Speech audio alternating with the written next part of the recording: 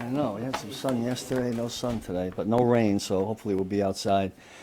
Look, a little disappointed in the way last week went. It was another of those situations where we would like to find a way to help win the game at the end there. That didn't happen, so we were disappointed there, but we've moved on.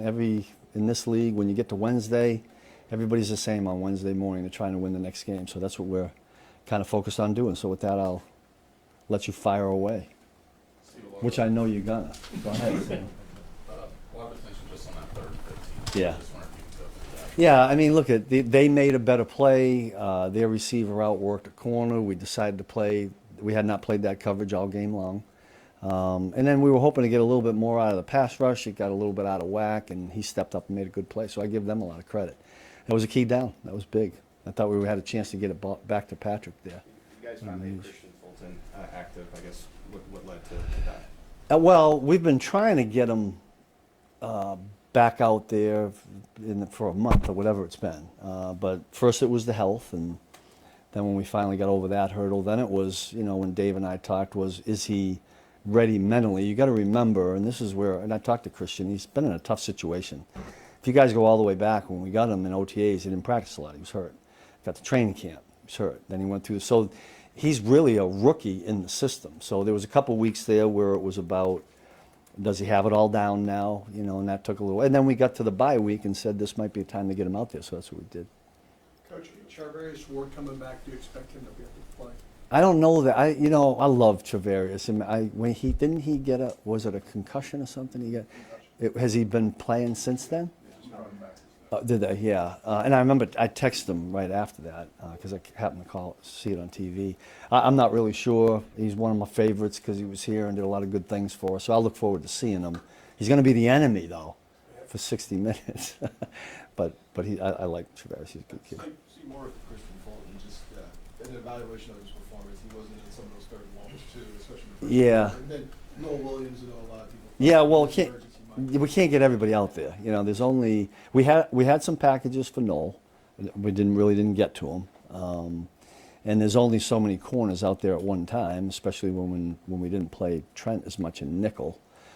So we'll see how the reps go this going week. But both of those guys are probably got to play at some point for us. And I thought Christian did a pretty good job. He had that one that I'm sure he would have liked to have back. That long pass play.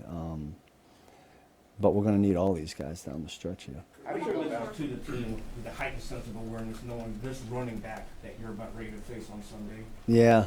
We've, Joe Cullen, we start off with the run meeting in the morning, and, he brought up the point that I always say. We've been faced with this challenge a lot this year, other years, and when our guys as a unit, as a group, put their mind to playing good run defense, I believe we can do that. It's when we get out of whack a little bit and see something that's not there, or take a chance here.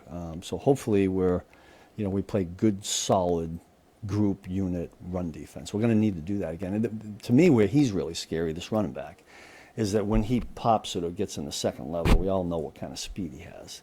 Is there something you could take from your success against when Derrick Henry was maybe at his peak? A little bit. I mean, maybe different backs in some regards, but all those guys. I mean, when there's an elite run, it seems like we have more and more of these. But when these elite running backs keep popping up, I mean, the focus is going to be on that first. I just don't believe you can go into a game and not say that that's the primary goal, because if not, and they get two-dimensional, this is an efficient offense. We know that. Coach, Chris Jones had a comment after the game about like maybe the Broncos knew what you were doing.